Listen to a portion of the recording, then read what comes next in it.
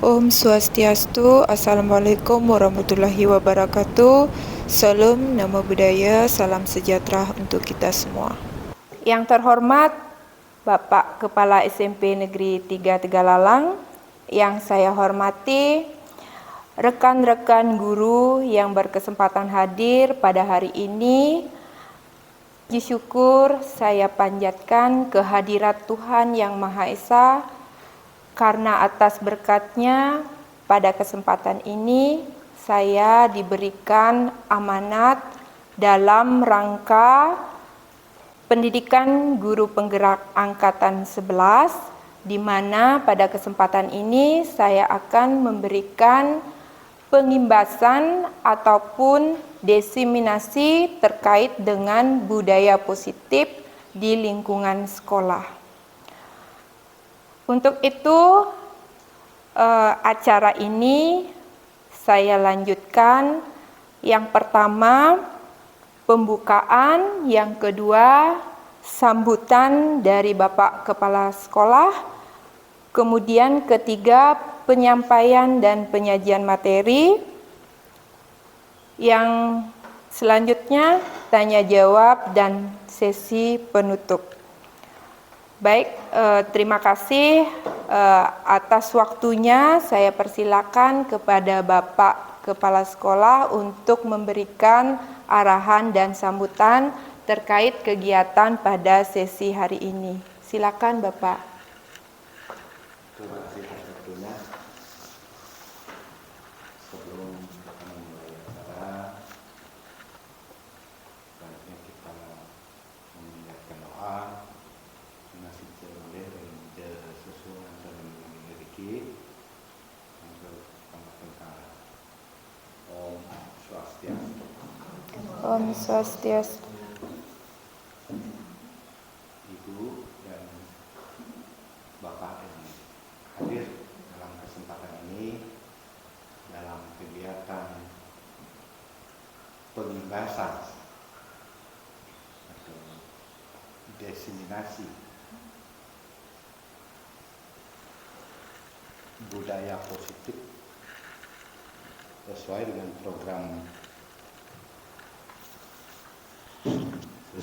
program yang disampaikan, yaitu program guru penggerak, sementara mengikuti pelatihan. Mudah-mudahan dengan acara ini, acara pengimbasan ini, Bapak Ibu dapat ilmunya, dan yang mengimbaskan jauh lebih memahami. Artinya interaksi di antara Bapak dan Ibu semua sama-sama menguntungkan. Artinya kerjasama yang mutualisme. Di satu sisi Ibu sebagai calon atau bukan lagi, masih calon Ibu, calon guru penggerak, dan Bapak Ibu yang belum mengikuti suatu saat pasti akan mengikuti juga guru penggerak ini. Sebagai acuannya, nanti Bapak Ibu bisa nanya, bernabiwastane, artinya bagaimana caranya bisa tembus di seleksi calon guru penggerak. Ini ilmu yang harus Bapak Ibu dapatkan. Mungkin dari kemarin-kemarin kita sudah tembus berapa, setiap artinya di angkatan-angkatan sebelumnya. Ya, ada tiga sekolah kita sudah tembus guru penggerak, sekarang 1, Mungkin di tahun berikutnya ya minimal 2.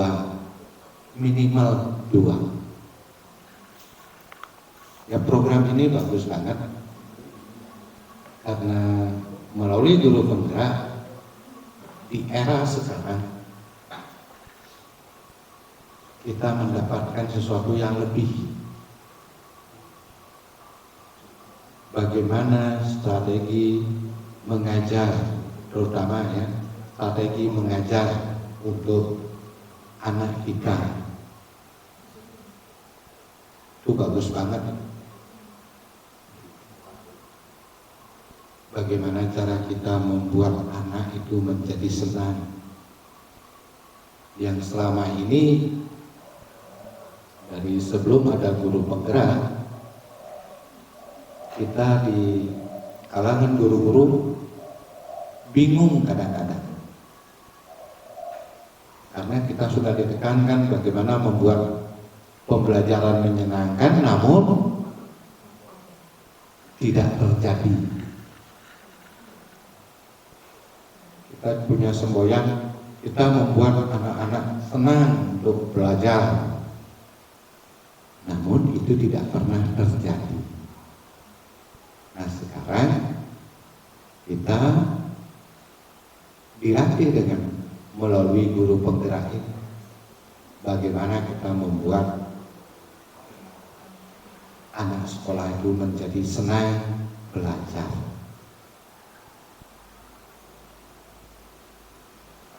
Begitu juga dengan yang lainnya. Ya, mudah-mudahan suatu saat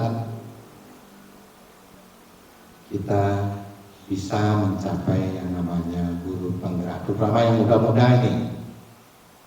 Ya, satu keharusan buat kita. Program guru penggerak, program yang sangat bagus, karena setiap hari kita bergerak dan bergerak, ya, agar apa yang dicita-citakan oleh bangsa ini bisa terwujud, bisa sukses. Demikian dari saya, mudah-mudahan apa yang bisa saya sampaikan bisa membuat Bapak Ibu tergugah. Demikian. Ya.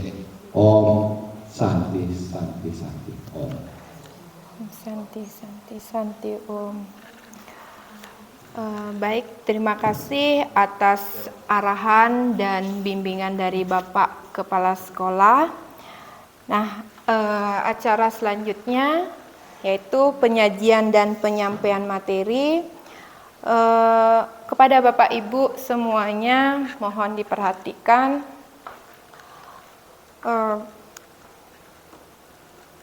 Baik, saya ulas kembali. Di sini saya sebagai calon dari guru penggerak angkatan 11. Nama saya Niwayan Ulandari. Nah, pada kesempatan ini tak luput saya mengucapkan terima kasih atas arahan dan bimbingan dari Bapak Fasilitator Daniel Stephen dan pengajar praktek Iputu Ermawan.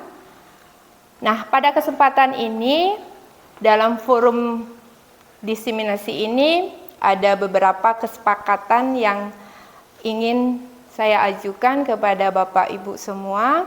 Yang pertama, menghargai siapapun. Yang kedua, menjadi pendengar yang baik.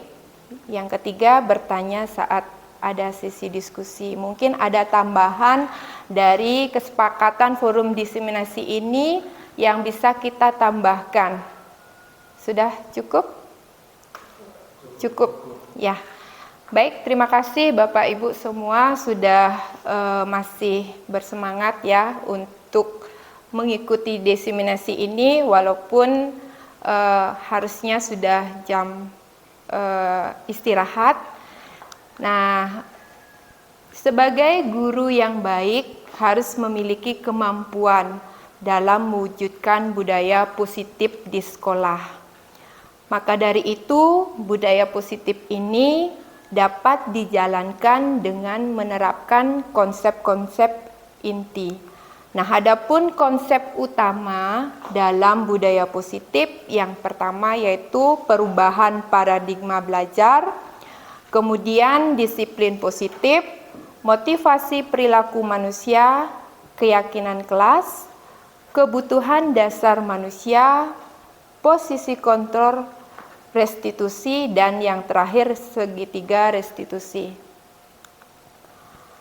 Nah, sebenarnya dalam perubahan paradigma ini ada pertanyaan yang harus kita jawab dalam benak masing-masing Bapak Ibu guru ya, sebagai refleksi. Yang pertama yaitu, masih ingatkah Bapak Ibu dengan tujuan pendidikan Ki Hajar Dewantara? Masih ingat? Baik, saya lanjutkan. Nah, Ki Hajar Dewantara menyatakan bahwa tujuan pendidikan ialah menuntun segala kodrat yang dimiliki oleh anak untuk mencapai keselamatan dan kebahagiaan yang setinggi-tingginya, baik sebagai manusia maupun sebagai anggota masyarakat. Nah, sekolah merupakan tempat persemaian benih-benih kebudayaan dan karakter positif. Nah, di sini guru melalui visi dan prakarsa perubahan hendaknya mampu menerapkan nilai-nilai dan peran guru penggerak, yaitu berpihak pada murid, mandiri, kolaboratif, reflektif, dan inovatif.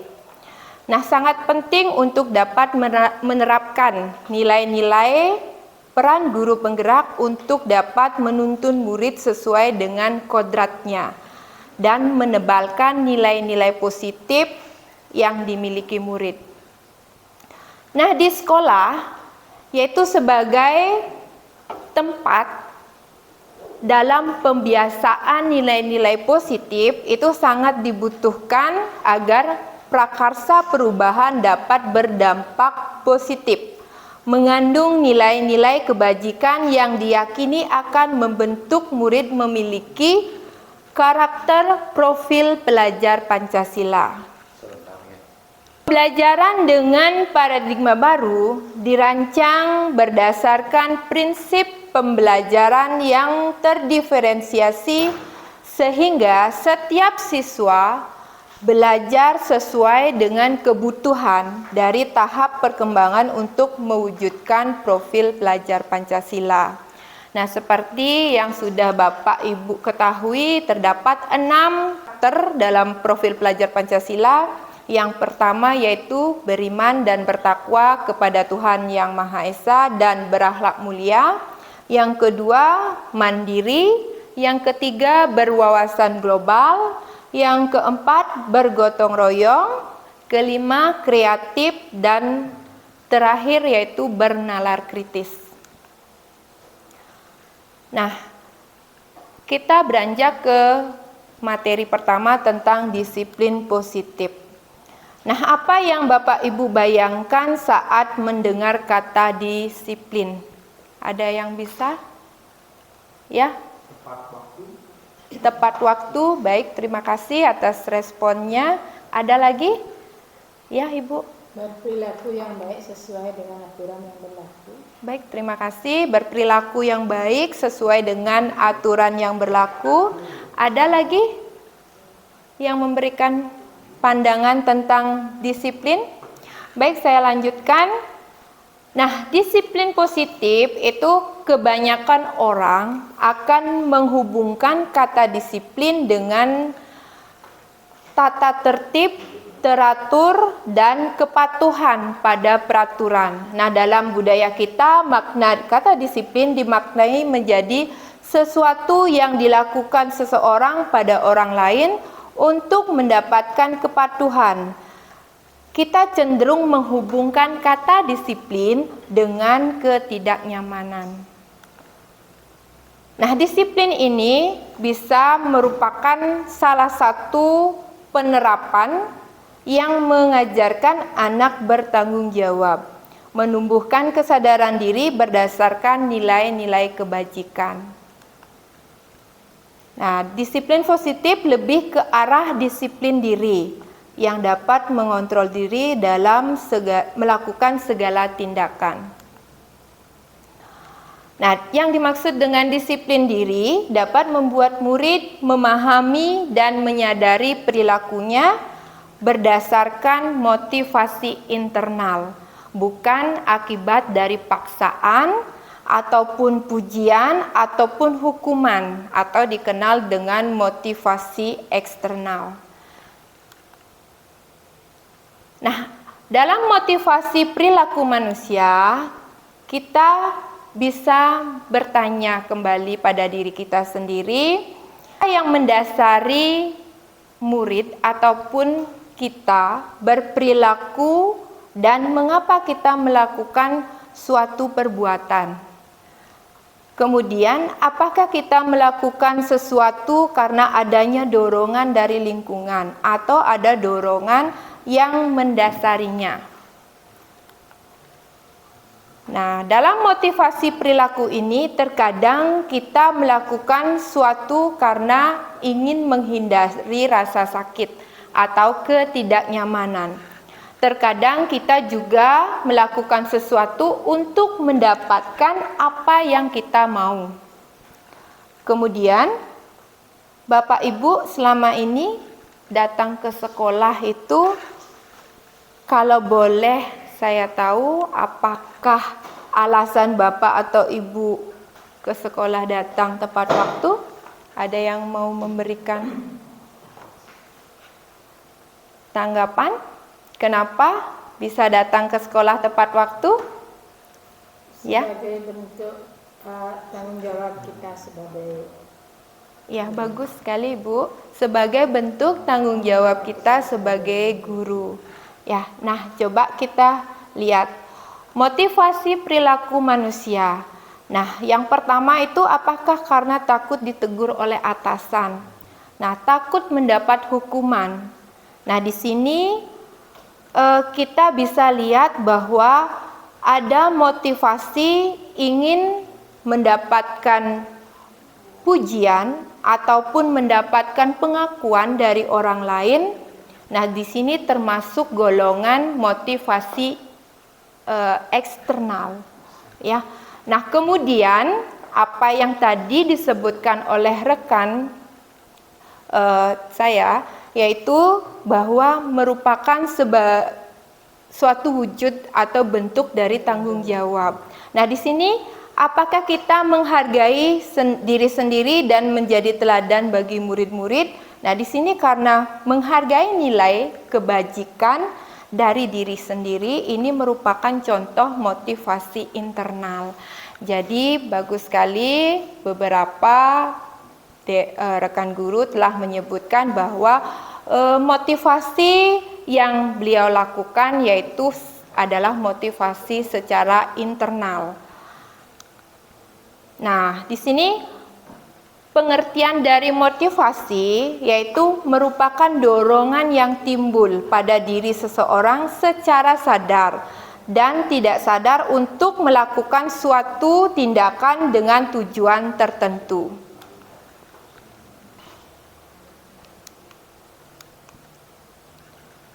Nah, tugas seorang guru adalah mewujudkan murid-murid yang memiliki motivasi intrinsik atau internal dalam dirinya. Nah, dengan demikian murid akan berperilaku sesuai dengan nilai-nilai dari kebajikan universal. Nah, di sini murid akan datang ke sekolah dengan tepat waktu karena ia ingin menghargai dirinya, bukan karena takut akan peraturan dari hukuman atau ingin mendapat suatu pujian. Nah, materi selanjutnya tentang keyakinan kelas. Nah, mengapa keyakinan kelas? Mengapa tidak peraturan kelas saja? Nah, contoh misalnya mengapa kita memakai helm pada saat mengendarai kendaraan roda 2 atau motor. Kenapa? Nah, di sini ada mengapa keyakinan kelas, mengapa tidak peraturan kelas saja. Nah, di sini mengapa menggunakan masker dan mencuci tangan setiap saat merupakan keyakinan. Kemudian yang tadi, mengapa memakai helm pada saat mengendarai kendaraan roda 2 juga merupakan suatu keyakinan. Nah, apa itu definisi dari keyakinan? Nah, di sini ada seseorang akan lebih tergerak dan bersemangat untuk menjalankan keyakinannya daripada hanya sekedar mengikuti serangkaian peraturan tertulis tanpa makna. Nah, murid-murid pun akan demikian. Jadi mereka perlu mendengarkan dan memahami arti sesungguhnya tentang peraturan-peraturan yang diberikan, apa nilai-nilai kebajikan yang terdapat di dalamnya. Nah, apa tujuan utamanya sehingga tidak hanya sekedar mengikuti serangkaian peraturan-peraturan yang mengatur mereka tanpa memahami nilai-nilainya. Nah, di sini ada keyakinan kelas dibuat secara bersama-sama dengan seluruh siswa yang mempunyai nilai-nilai kebajikan yang dapat dipercaya.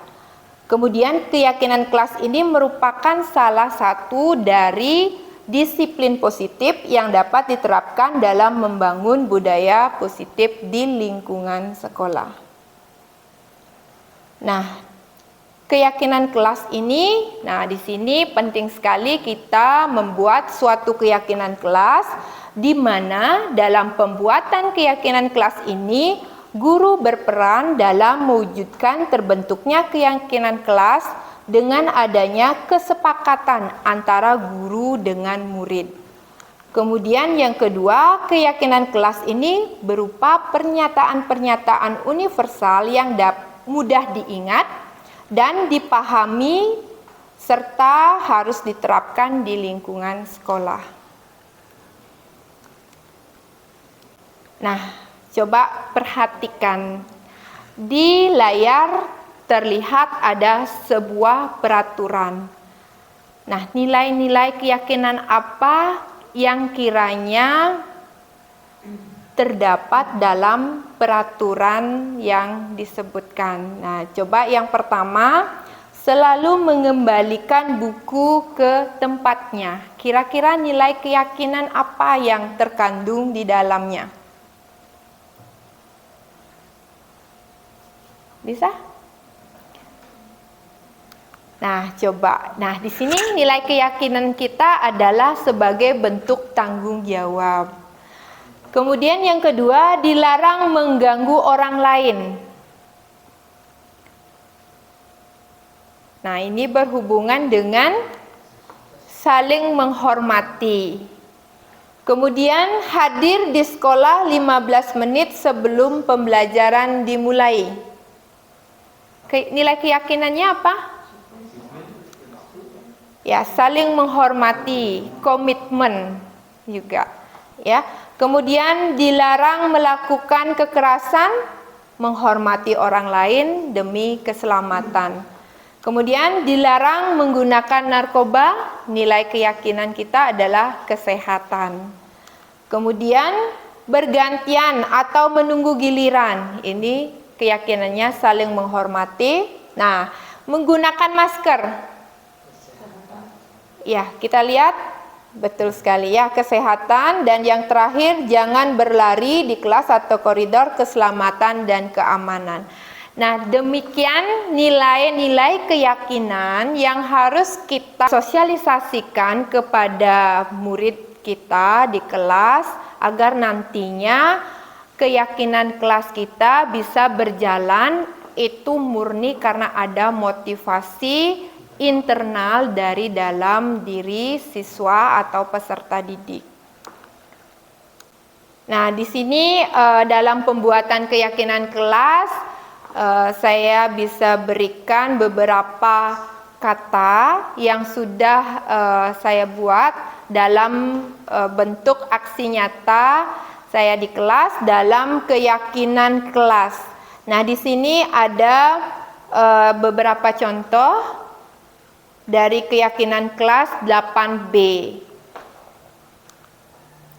Nah, kemudian mungkin kelas ini biar bisa semangat ya, ice breaking sebentar. Jadi ice breakingnya aturannya adalah jika saya mengucapkan buku, silakan gerakkan tangan ke atas ya. Kemudian kalau bilang pulpen, silakan bisa tepuk di dada 1 kali ya. Kemudian bilang makanan misalnya roti, silakan tutup mulutnya ya. Coba kita ice breakingnya. Ya, buku ke atas. Nggih, pulpen di dada ya. Kemudian roti tutup mulut bisa ya. Sudah? Ya, duduk saja. Karena ini ice breakingnya cuma menggunakan tangan ya. Jadi, buku, pulpen, buku, pulpen, roti.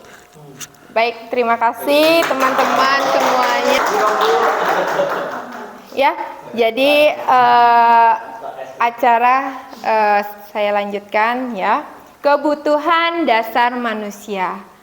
Jadi setiap perilaku atau tindakan dari murid akan bisa berdampak, itu kita harus tahu dulu kenapa seorang murid ataupun seorang siswa itu melakukan suatu kesalahan atau bisa dibilang melanggar peraturan, bisa dibilang seperti itu. Nah, di sini ada kebutuhan dasar dari murid tersebut yang tidak terpenuhi di dalam diri si anak. Jadi kita perlu tahu apa sih kebutuhan dasar manusia.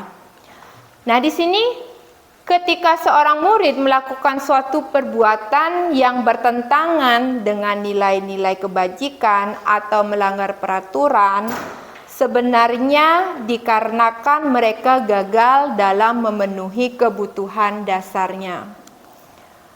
Nah, di sini ada 5 kebutuhan dasar manusia. Yang pertama, bertahan hidup.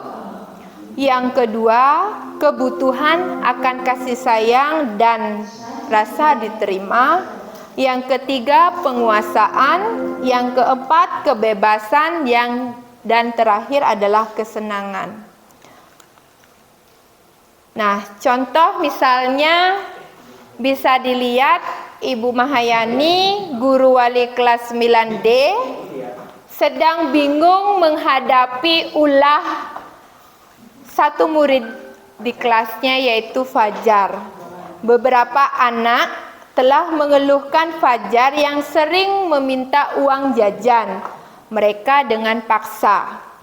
Nah, jika Anda menghadapi situasi seperti Ibu Mahayani, apa yang akan Anda lakukan menurut Anda? Apa kira-kira alasan Fajar melakukan hal itu? Ada yang bisa memberikan masukan? Kira-kira kebutuhan apa yang tidak bisa dipenuhi oleh Fajar? Nah, coba kita ulas dari 5 kebutuhan dasar yang kita ketahui ya. Nah, yang pertama itu alasan Fajar. Nah, karena ia lapar, orang tuanya tidak memberikan uang saku. Maka kebutuhan dasar yang sedang berusaha dipenuhi oleh Fajar itu adalah kebutuhan untuk bertahan hidup atau survival. Kemudian yang kedua, ya, karena dia merasa senang temannya jadi memperhatikan dia ketika temannya melaporkan tindakannya itu pada gurunya atau memberitahu orang tuanya.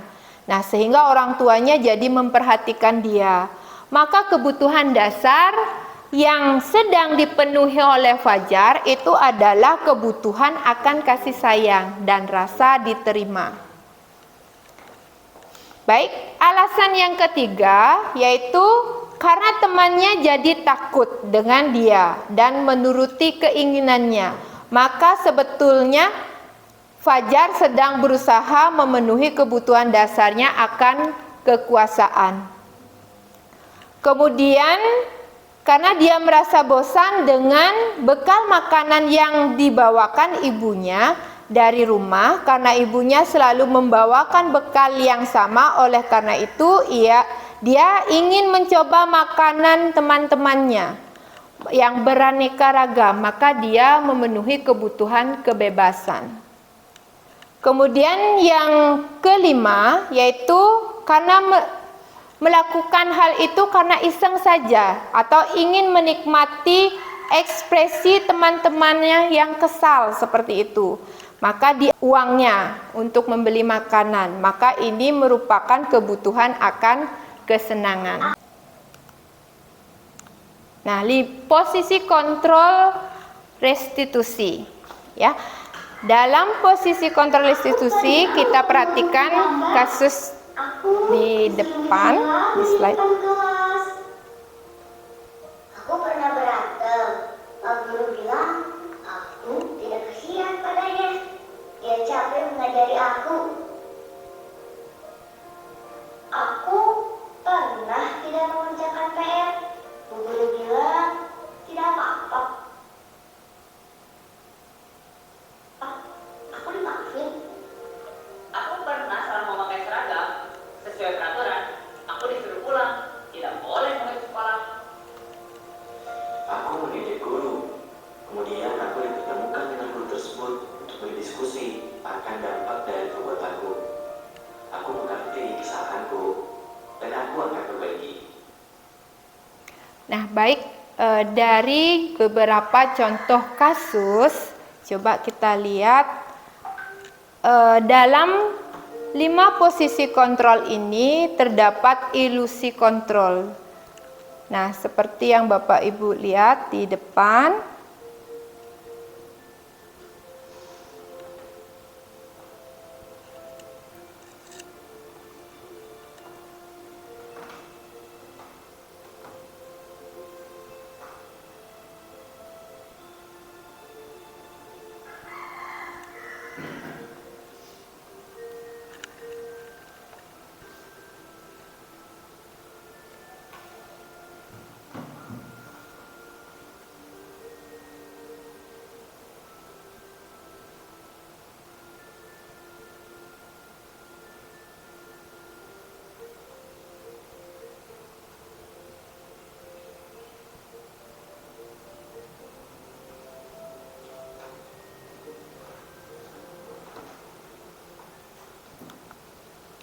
Nah, demikian tadi ilusi kontrol yang bisa Bapak Ibu perhatikan.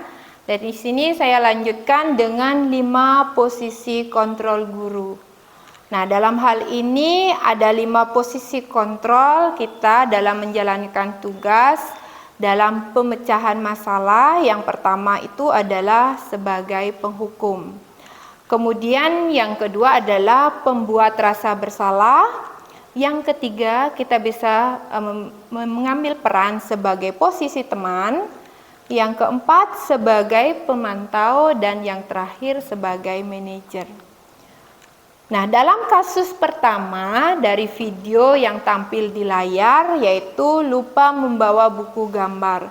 Nah, di sini dalam hal ini anak disuruh bernyanyi seperti itu. Saya lupa membawa buku gambar dan disuruh bernyanyi oleh ibu guru. Nah, di sini ini merupakan salah satu bentuk hukuman. Kenapa? Karena tidak adanya korelasi antara sanksi dengan kesalahannya. Dan ini hanya akan membuat murid menjadi takut ataupun malu. Kemudian ini merupakan bentuk hukuman Terus kasus yang kedua, yaitu guru meminta simpati dari murid. Nah, dia meminta murid untuk mengasihinya. Nah, hal ini membuat murid lemah dan kurang rasa percaya diri. Bisa juga mengakibatkan atau berdampak pada krisis identitas. Nah, posisi ini adalah pembuat merasa bersalah. Kemudian pada kasus ketiga, yaitu murid tidak membuat PR. Nah, gurunya membilang memaafkan dan membiarkannya. Nah, apakah ini murid ini bisa belajar dari kesalahannya atau tidak?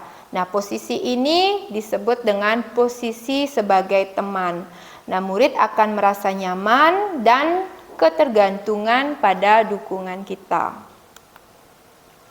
Nah, pada kasus keempat, itu adalah guru menerapkan sanksi sesuai dengan aturan sekolah. Nah, di mana pada kasus keempat ini, seorang guru menyuruh muridnya pulang ke rumah karena tidak memakai seragam sesuai dengan aturan yang berlaku. Nah, dalam posisi kontrol ini, ya, guru sebagai pemantau. Nah, kemudian pada kasus kelima, nah di sini ada suatu kondisi di mana guru mengajak muridnya untuk berbincang, menyelesaikan persoalan ataupun permasalahannya dari hati ke hati. Nah, dalam posisi ini guru berperan sebagai manajer. Nah, di mana dalam posisi sebagai manajer ini murid diberikan ruang diskusi, diajak menggali kesalahannya dan dia belajar dari kesalahannya agar tidak terulang kembali. Nah, dalam posisi kontrol restitusi, nah di antara kelima posisi kontrol tersebut sebaiknya kita sebagai seorang guru menggunakan posisi kontrol sebagai manajer. Nah, kemudian, sebagai manajer, guru dapat berbuat sesuatu bersama murid, mempersilakan murid bertanggung jawab dan mendukung murid agar dapat menemukan solusi. Nah, selain itu, posisi manajer mengacu pada restitusi yang dapat menjadikan murid sebagai manajer bagi dirinya sendiri sehingga dapat tercipta identitas positif pada diri murid. Kemudian materi yang terakhir yaitu segitiga restitusi.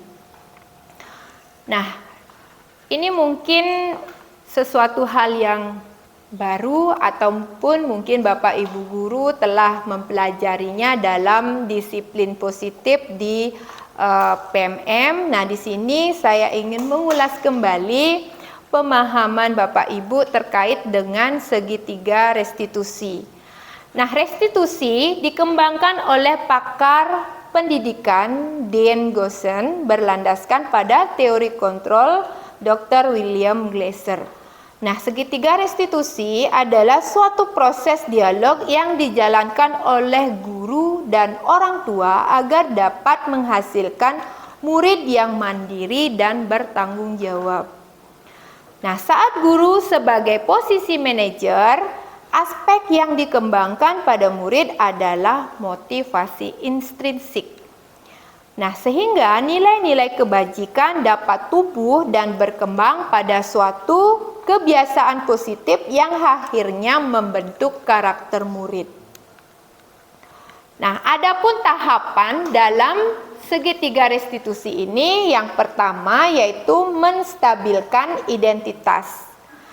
Yang kedua yaitu validasi tindakan yang salah. Yang terakhir yaitu menanyakan keyakinan. Nah, dalam menstabilkan identitas itu dilakukan berdasarkan prinsip bahwa berbuat atau membuat kesalahan adalah bagian dari proses pembelajaran yang nantinya akan menggeser identitas gagal menjadi identitas sukses. Nah, adapun beberapa pernyataan atau pertanyaan yang Bapak Ibu bisa ajukan kepada murid. Yang pertama yaitu berbuat salah itu hal yang manusiawi. Kemudian tidak ada manusia yang sempurna. Terus kita bisa menyelesaikan permasalahan ini. Nah, Bapak Ibu tidak tertarik untuk mencari tahu siapa yang benar, siapa yang salah. Kemudian Bapak Ibu lebih tertarik untuk menyelesaikan masalah ini. Kalau kamu menyalahkan dirimu sendiri, terus-menerus apakah kamu bisa bersikap baik pada dirimu sendiri? Nah, itu beberapa pernyataan atau pertanyaan yang bisa diajukan dalam tahap menstabilkan identitas. Nah, coba kita lihat ilustrasi cerita pada slide.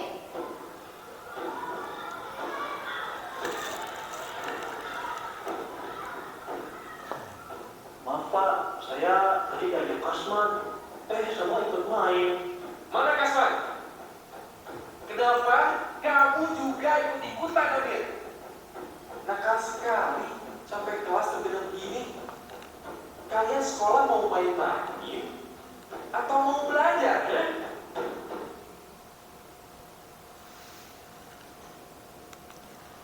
Nah, dari ilustrasi cerita yang sudah ditampilkan, nah di sini ada beberapa pernyataan untuk menstabilkan identitas. Cerita sebelumnya itu digunakan adalah sebagai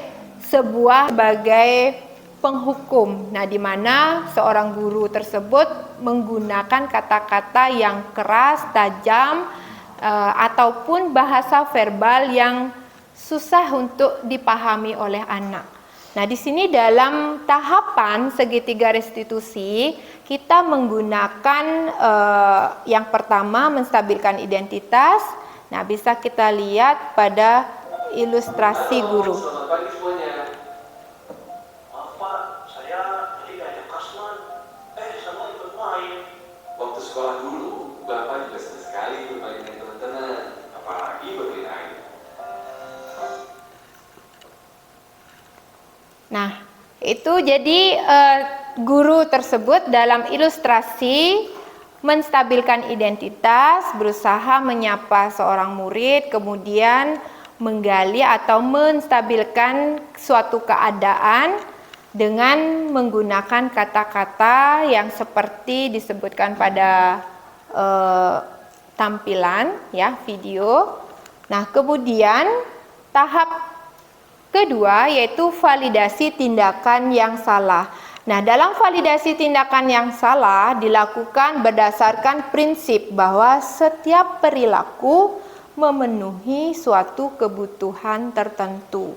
Sehingga guru atau orang tua akan bergeser dari pemikiran stimulus respon menjadi proaktif. Nah, serta akan lebih mengenali dan mengakui kebutuhan murid dapat memperbaiki hubungan dengan murid. Nah, adapun pernyataan yang bisa Bapak Ibu sampaikan saat validasi tindakan yang salah, yang pertama, kamu pasti punya alasan kenapa kamu melakukannya, apa yang penting bagi kamu. Kemudian yang kedua yaitu kamu boleh tetap berusaha menjaga sikap itu, tapi tambahkan sikap yang lain, yang baru seperti itu. Kemudian yang ketiga, maukah kamu belajar cara lain untuk mendapatkan yang kamu butuhkan tanpa harus mendobrak meja misalnya. Itu contoh beberapa pernyataan atau pertanyaan yang bisa Bapak Ibu sampaikan saat validasi tindakan yang salah. Nah, coba kita lihat beberapa video. Iya Bu, dia mengambil bekal saya. Apakah menggigit membantumu menyelesaikan masalah? Dia tidak mengambil bekal saya lagi. Oh, ternyata kalau Adeo gigit Narcis, dia tidak jadi mengambil bekal Adeo ya? Tapi Narcis jadi menangis. Ada tidak ya cara lain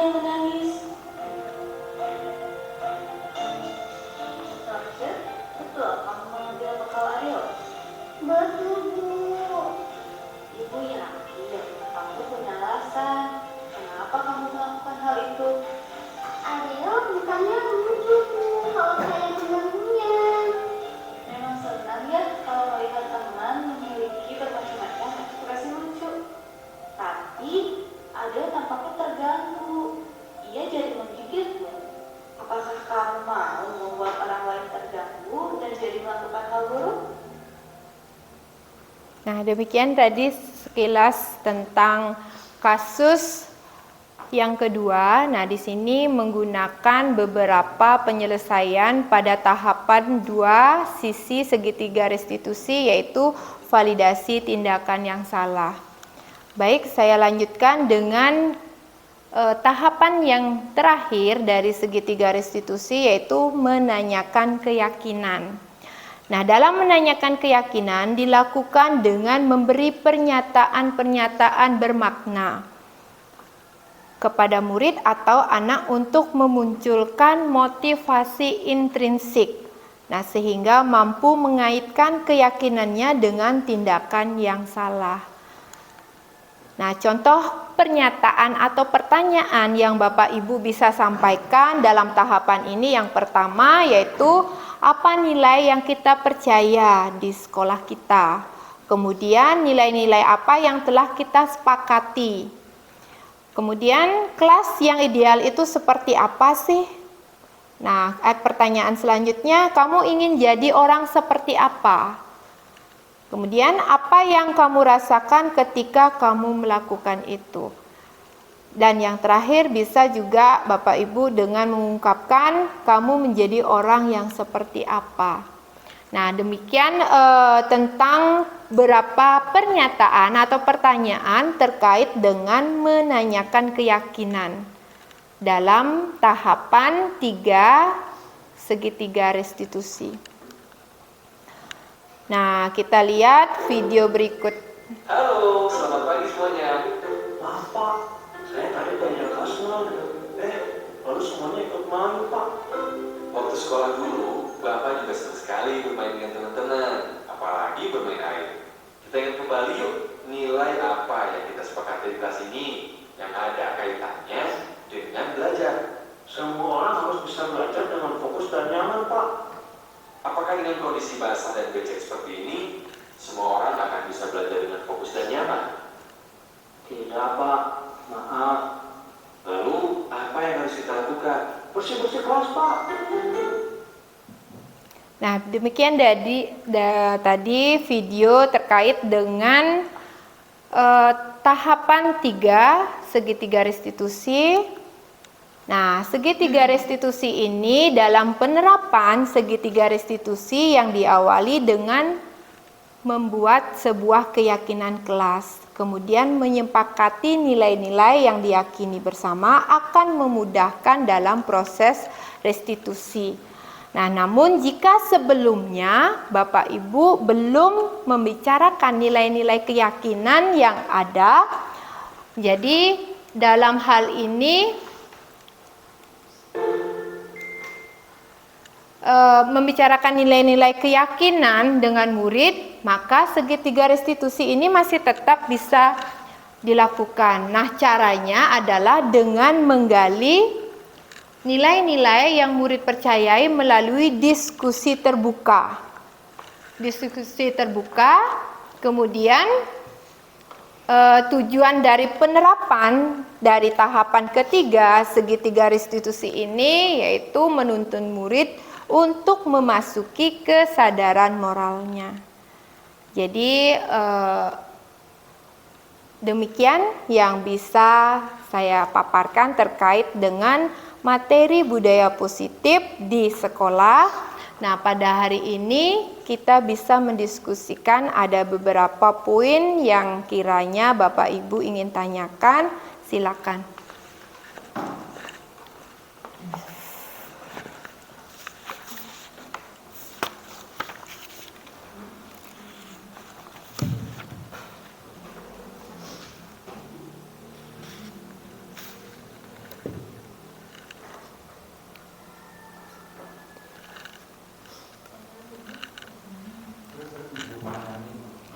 Ya.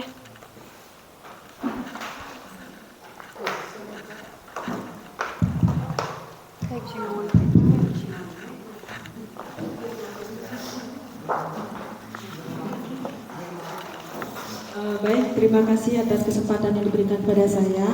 Terima kasih Bu Wulandari, materi yang dipaparkan sangat bermanfaat bagi saya. Nah, pertanyaan saya, apa sih peran guru yang sebenarnya dalam mendukung budaya positif di sekolah? Nah, jadi apa sih perannya guru gitu ya? Ya. Nah, itu pertanyaan saya. Terima kasih.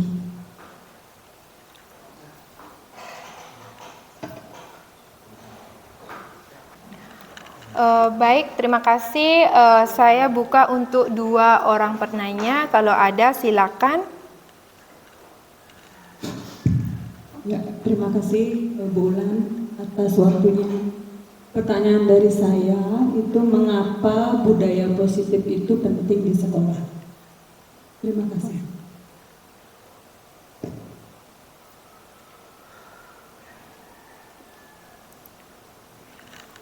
Baik, terima kasih atas pertanyaannya. 2 penanya. Oke. Baik, terima kasih.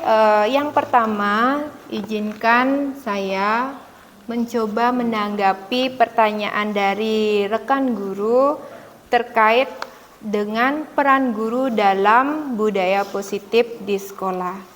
Nah, ini ditanyakan oleh Ibu Nimade Mahayani. Izin untuk menanggapi. Nah, di sini peran guru dalam budaya positif ini sangat besar perannya ataupun menjadi hal yang sangat krusial dalam mensukseskan ataupun menciptakan budaya positif yang ada di lingkungan sekolah. Kenapa? Dalam hal ini guru berperan sebagai memiliki peran penting. Dalam hal ini kita sebagai guru hendaknya menggunakan peran sebagai posisi manajer. Nah, dalam pembelajaran ataupun dalam suatu situasi dan kondisi di sekolah, nah tentunya secara konkret peran guru di sini bisa kita lihat dalam membuat sebuah keyakinan. Karena dalam budaya positif ini kita terlebih dahulu bisa awali dengan membentuk keyakinan kelas. Nah, di mana di dalam keyakinan kelas ini terdapat nilai-nilai universal ataupun nilai kebajikan yang kiranya harus kita yakinkan atau kuatkan pada diri anak. Sehingga nantinya nilai-nilai kebajikan ini bisa terbentuk dalam sebuah keyakinan kelas.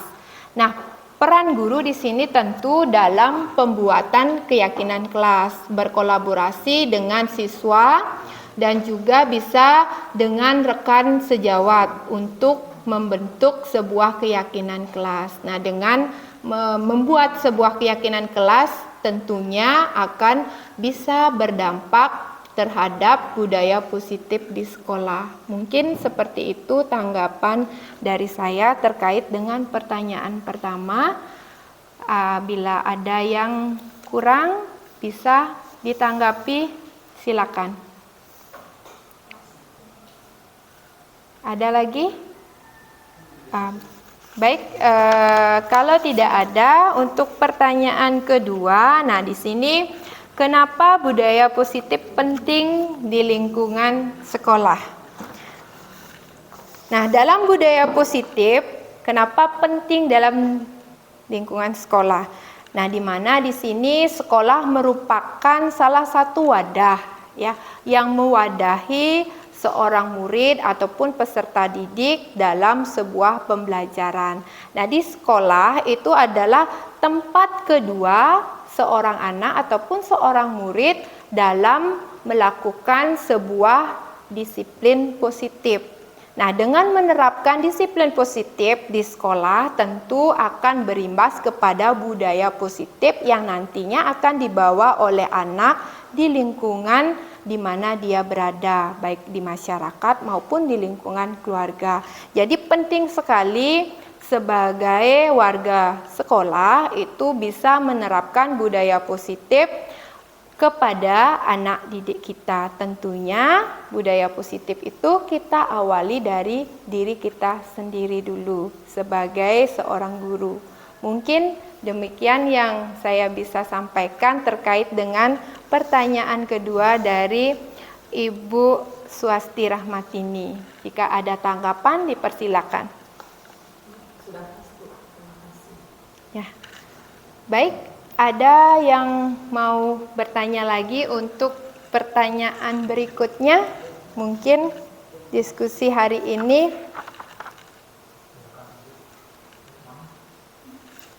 Bu Man, bisa?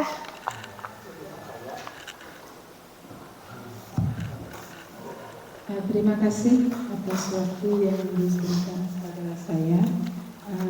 Saya ingin menanyakan, dari tadi kita membahas tentang Disiplin.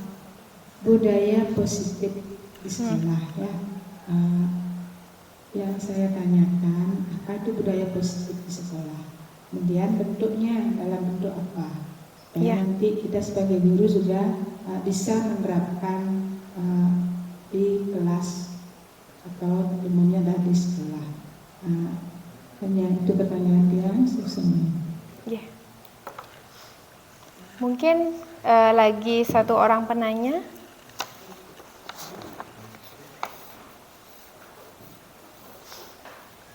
Bentuknya. Baik, terima kasih Bu Ulan atas waktunya.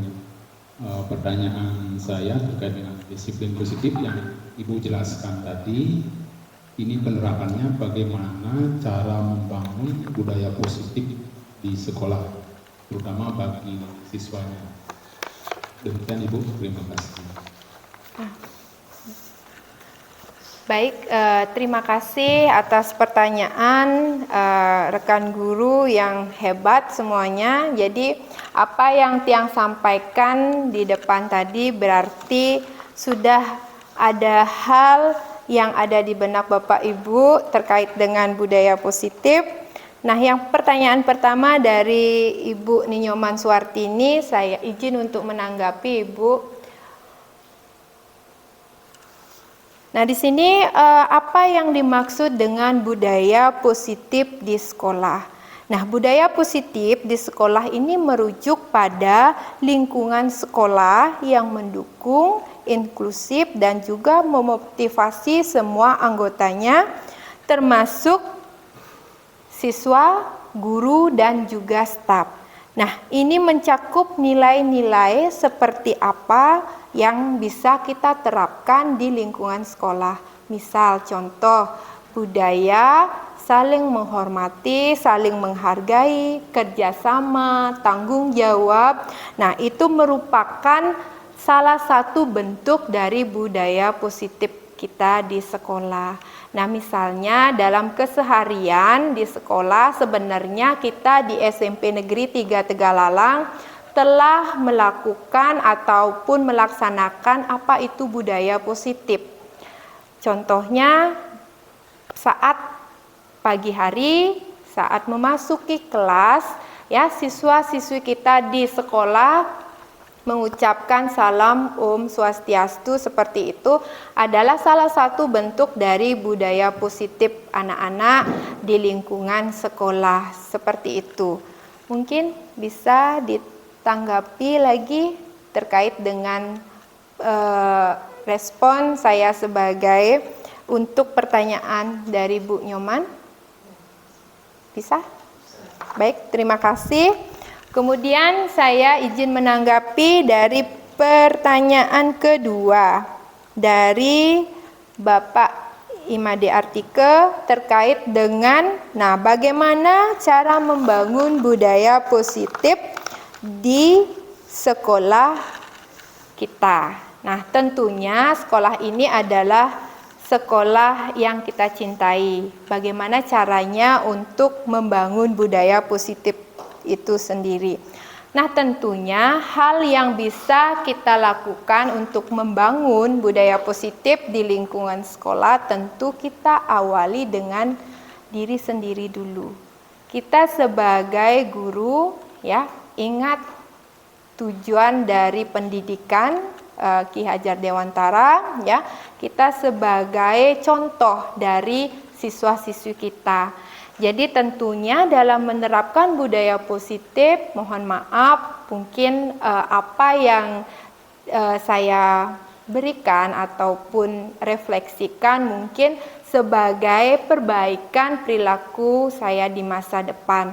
Jadi hal yang kita lakukan tentu akan menjadi contoh bagi anak didik kita.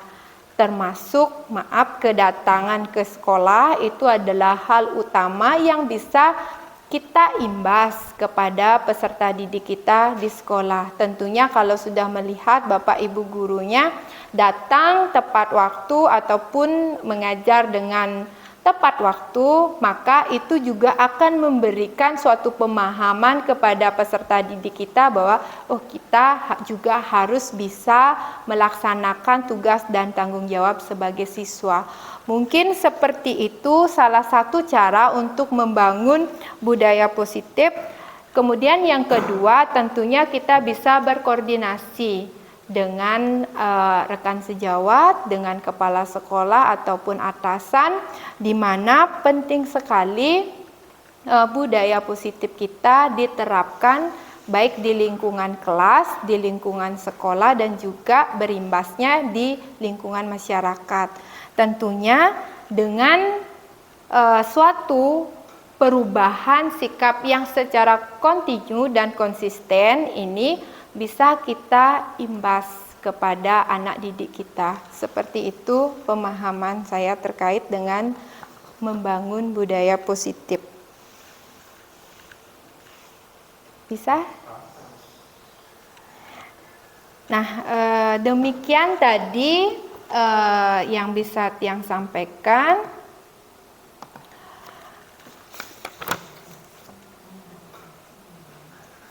Nah, baik Bapak Ibu, di sesi yang terakhir ini, Tiang persilakan, Tiang mohonkan ada beberapa guru yang mau menyampaikan refleksinya pada kesempatan ini terkait dengan materi yang Tiang bawakan pada hari ini. Sebagai bentuk refleksi, Bapak Ibu sudah mengikuti pembelajaran hari ini. Baik, silakan kepada Ibu Made Mahayani memberikan refleksinya pada hari ini.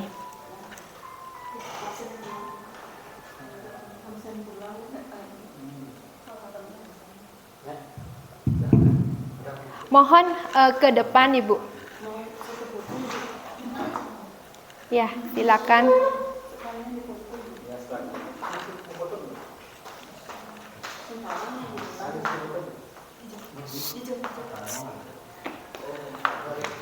Baik, terima kasih atas kesempatan yang diberikan kepada saya. Terima kasih Bu Nandari, pemaparannya sangat bagus sekali. Di sini saya akan memberikan sedikit refleksi atas apa yang disampaikan tadi. Sebenarnya kan budaya positif itu sangat bermanfaat bagi kita sebagai guru. Budaya positif itu bisa menumbuhkan kedisiplinan di sekolah. Nah, refleksi saya, alangkah baiknya jika kegiatan-kegiatan seperti ini melibatkan lebih banyak rekan-rekan guru, dan kalau bisa mungkin beberapa siswa juga dilibatkan, ya, agar kita bisa bersama-sama berkolaborasi bagaimana caranya menumbuhkan budaya positif di sekolah. Hanya sekian yang bisa saya sampaikan. Terima kasih. Baik, terima kasih Bu Nimade Mahayani atas refleksinya. Mungkin satu orang Bapak Ibu guru yang mau memberikan refleksinya. Pak, ya, Bapak Made Artike.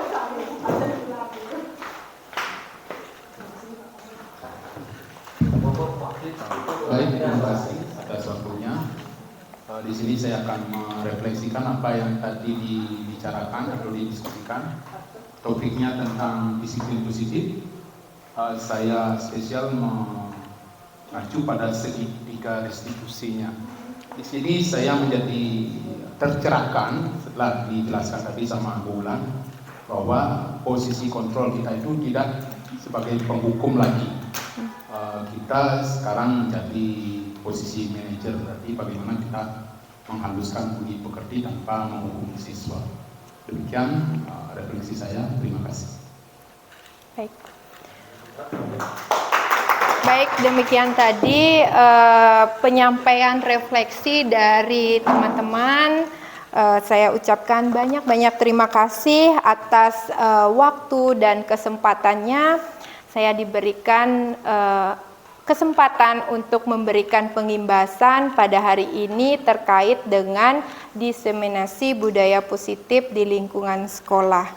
Nah, sebelum saya tutup acara ini, ataupun izinkan saya mengucapkan atau menyampaikan banyak terima kasih kepada Bapak Fasilitator, yaitu Bapak Daniel Stephen, dan juga pengajar praktek Bapak Iputu Ermawan yang telah membimbing proses pendidikan saya sebagai calon guru penggerak angkatan 11. Nah, semoga apa yang saya sampaikan pada hari ini bermakna ataupun memberikan manfaat kepada Bapak Ibu semua. Jadi demikian yang bisa saya berikan, saya paparkan terkait materi budaya positif. Akhir kata, saya ucapkan terima kasih atas partisipasi rekan-rekan guru semua dalam acara ini. Saya tutup acara ini dengan mengucapkan Paramasanti. Om Santi Santi Santi Om.